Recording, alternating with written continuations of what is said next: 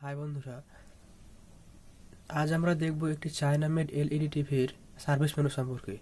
এর সার্ভিস মেনুর ভেতরে কি কি থাকে, এর প্রতিটি ফাংশন নিয়ে আজ আমরা ডিসকাস করব। তো আসুন আমাদের ভিডিওটি স্টার্ট করি।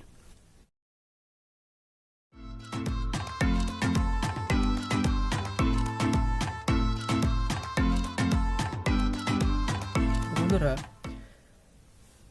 মোস্টলি যেসব চায়না মেড এলইডি টিভিগুলো থাকে তার যে সার্ভিস মেনুটা হয়ে থাকে সেটা হলো মেনু 1147। এছাড়া আরও একটি যে সার্ভিস কোড থাকে সেটা হলো যে মেনু 2580। তো চলুন এখন আমরা ওয়ান বাই ওয়ান এটাতে দেখি এই টিভিতে কোন কোডটি কাজ করে, এটা আমরা এখন দেখি। এর জন্য আমার এই রিমোটটি থেকে সর্বপ্রথমে মেনু 1147 দিলাম। দেখুন আমার এখানে এর সার্ভিস মেনুটি ওপেন হয়ে গেল। তো বন্ধুরা, এই যে এর সর্বপ্রথমে যে 0 নম্বর একটি অপশন আপনারা দেখতে পাচ্ছেন, দেখুন এখানে একটি অপশন আছে, সেটা হলো শিপিং INIT বলে। এই যে শিপিং INIT এই অপশনটি মূলত একটি রিসেট অপশন, ঠিক আছে। এখানে যদি আপনি আপনার রিমোট থেকে ওকে করেন তাহলে আপনার এই রিমোটে আপনার এই টিভিতে সম্পূর্ণটাই রিসেট হয়ে যাবে।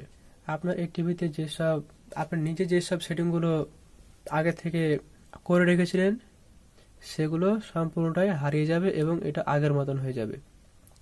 এরপরে যে 1 নম্বর অপশন দেখতে পাচ্ছেন সেটা হলো এজেন্ট মোড। একাধিক টিভিতে এটাকে বলা হয় বার্ন মোড। এই অপশনটির মূল কাজ হলো এটাকে যদি আপনি অ্যাক্টিভেট করেন তাহলে আপনার এই টিভিতে, ঠিক আছে, লাল নীল সবুজ হলুদ এই ধরনের একটি কালার প্যাটার্ন আপ ডাউন করতে থাকবে। আর যখনই এই অপশনটি অন থাকবে তখনই আপনার হাতের রিমোটটি আর কাজ করবে না। সুতরাং এই মোড আপনারা কখনো ভুল করে অন করবেন না। এটাকে অন করলে আপনাদের টিভিটি হয়তো আর সফটওয়্যার করতে হতে পারে। তো আপনার এই মোড থেকে একটু দূরে থাকবেন। আর এটা তো বলা যায় না যে আপনারা যদি অন করেই দিন, তো সেক্ষেত্রে আপনাদেরকে এখান থেকে বেরিয়ে আসতে হবে। আর এটা এই মোড থেকে বেরিয়ে আসার জন্য আপনাদের কাছে দুটি রাস্তা আছে। এর একটি রাস্তা হলো সর্বপ্রথমে আপনার এই টিভিটিকে পাওয়ারকে অফ করে দেবেন।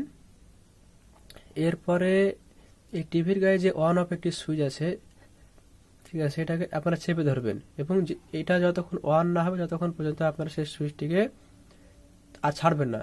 দেখবেন আপনাদের এই টিভিটি একা একাই সে বার মোড থেকে বেরিয়ে চলে এসেছে। এভাবে যদি হয় তাহলে হলো, আর যদি না হয় সেই ক্ষেত্রে আপনাদেরকে এই টিভিটিকে আবার সফটওয়্যার করতে হবে পুনরায়, তাহলে আপনাদের এটা সলভ হয়ে যাবে।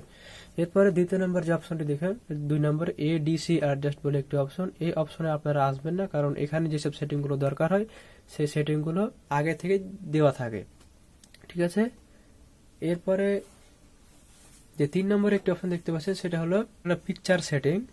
আর এই পিকচার সেটিংয়ে যে কাজ, এর ভেতরে চলুন আমরা দেখি এখানে কি কি থাকে। এই যে দেখুন এখানে যখন আমি এন্টার করলাম তখন এই যে 0 নম্বরে আসছে সোর্স মানে তো আপনারা বুঝতে পারছেন ইনপুট, ওই যে HDMI USB ইত্যাদি এইসব এইখান থেকে হবে। আর 1 নম্বরে এর পরে যে 1 নম্বর অপশনটা সেটা হলো পিকচার মোড। অর্থাৎ এখানে যদি আপনারা এন্টার করেন তাহলে দেখতে পারবেন এখানে পিকচার মোডের যেসব এর কালার শার্পনেস, তারপরে এর কন্ট্রাস্ট ইত্যাদি এগুলো এখান থেকে আপনি চেঞ্জ করতে পারবেন। এছাড়া এখানে আর কিছু নেই। তো আমি এখান থেকে বের হওয়ার জন্য আমার এই রিমোট থেকে মেনু প্রেস করছি। দেখুন আমরা এখান থেকে বের হয়ে গেলাম। এরপরে যে দ্বিতীয় নম্বর অপশন সেটা দেখুন, এখানে আছে পিকচার কার্ভ, অর্থাৎ আপনি এই জায়গা থেকে সেম সেটিং করতে পারেন। এরপরে দেখুন এখানে 3 নম্বর একটি অপশন আছে, সেটা হচ্ছে হোয়াইট অ্যান্ড ব্ল্যাক বা WB অ্যাডজাস্ট। এই অপশন থেকে আপনাদের এই টিভির যে পিকচার কোয়ালিটি, এর হোয়াইট অ্যান্ড ব্ল্যাক যে রংটি সেটা আপনারা অ্যাডজাস্ট করতে পারবেন এখান থেকে। এরপরে দেখুন এখানে 4 নম্বর যে অপশনটা সেটা হচ্ছে ওভার স্ক্যান বলে, এখানে আপনাদের আসার দরকার নেই। এরপরে দেখুন এখানে 5 নম্বরে PQ অ্যাডভান্সড, এখানেও আপনারা আসবেন না। গামা এখানে আসার দরকার নেই। DLC এখানে আসার পর এখানে আপনাদের আর কোনো আসার দরকার নেই, এখান থেকে আপনারা বের হয়ে যাবেন এখান থেকে। দেখুন এরপর 4 নম্বর যে অপশন সেটা হল সাউন্ড সেটিং, অর্থাৎ এই অপশনে আপনারা সাউন্ড অ্যাডজাস্ট করতে পারবেন। তাছাড়া এখানে কিছু নেই। দেখুন এর ভিতরে সাউন্ডের যেসব অপশনগুলো থাকে, লেফট রাইট বেস ট্রিবল ইত্যাদি এই সবগুলোই আছে। তো আমি এখান থেকে বেরিয়ে গেলাম। এরপরে দেখুন এখানে 5 নম্বরে জেনারেল সেটিং বলে একটি অপশন। এখানে অনেক সময়তে যারা এলইডি টিভির যে কাজ করে এদেরকে এখানে অনেক সময়তে আসতে হয়। এবং এই অপশনে কি কি থাকে দেখুন, এখানে দেখুন সর্বপ্রথমে জিরো নম্বরে যেটা আছে পাওয়ার মোড। এই পাওয়ার মোডের কি কাজ, এখানে এসে দেখুন এই পাওয়ার মোডে স্ট্যান্ড বাই করা আছে। হ্যাঁ, তো স্ট্যান্ড বাই অর্থটা কি, এইখানে স্ট্যান্ড বাই অর্থটা হচ্ছে যে যখনই আমি এই টিভিতে পাওয়ার দেব আমার এই টিভিটি একা একা অন হবে না, এটা সর্বপ্রথমে স্ট্যান্ড বাই থাকবে। যখন আমি এর সুইচটি টিপবো এবং সেটাকে স্ট্যান্ড বাই থেকে বের করব তখন সেটা স্ট্যান্ড বাই থেকে বের হবে, তার আগে এটা হবে না। এবং আমি এই স্ট্যান্ড বাই লেখাটাকে যদি আমি এখান থেকে ঘরটি এখানে অন করে দিই তাহলে দেখুন এখানে কি হয়, এটা অন হয়ে গেল। এর মানে যখনই আমি এই টিভিতে পাওয়ার দেবো তখনই সেটা একা একাই অন হয়ে যাবে, সেটা আর স্ট্যান্ড বাই থাকবে না। এরপরে দেখুন এখানে একটি লাস্ট বলে একটি অপশন, ঠিক আছে। এই লাস্ট অপশনের মূল কাজ হলো যে যখনই আপনার এই টিভিটি যে অবস্থায় থাকবে সেই অবস্থাতে আবার পুনরায় এটা আসবে। হ্যাঁ, অর্থাৎ এটা যদি আপনার অফ থাকে তাহলে যদি আপনি এখানে আবার পাওয়ার দেন তাহলে এটা অফই থাকবে, আর যদি অন থাকা অবস্থায় এর পাওয়ার সাপ্লাই যায় এবং আবার যদি আসে পাওয়ার সাপ্লাই তাহলে এটা আবার পুনরায় অন হয়ে যাবে। এটার কাজ এতটুকুই। এরপরে দেখুন এখানে 1 নম্বরে লোগো বলে একটি অপশন আছে। এই লোগো যে অপশনটি সেটার কাজ হলো যে এই টিভিটি যখন আপনার অন হয় তখন একটি লোগো শো হয়, ওই লোগোটি এখানে অন অফ করা যায়। এখানে যদি আমি এটা যেহেতু এখানে অফ আছে এটাকে আমি অন করে দিলাম, এটা অন করে দেওয়া, এখানে অন করলাম, এখানে যখন আমার এই টিভিটি অন হবে তখন এখানে একটি লোগো শো হবে। এরপরে দেখুন এখানে 2 নম্বর একটি টেস্ট প্যাটার্ন বলে একটি অপশন। এই টেস্ট প্যাটার্ন অপশনটির কাজ হলো যে আমার এই ডিসপ্লেটাকে, এই ডিসপ্লে সম্পূর্ণ পিক্সেল ওকে আছে কিনা সেটা এখান থেকে দেখা যায়। হ্যাঁ, এখানে যখন আমি এটাকে এই দেখুন এটাকে আমি এখানে হোয়াইট করে দিলাম, আমার এই পুরো ডিসপ্লে হোয়াইট হয়ে গেছে। তারপরে দেখুন রেড করে দিলাম, এটা পুরো রেড হয়ে গেল। এরপরে দেখুন গ্রিন।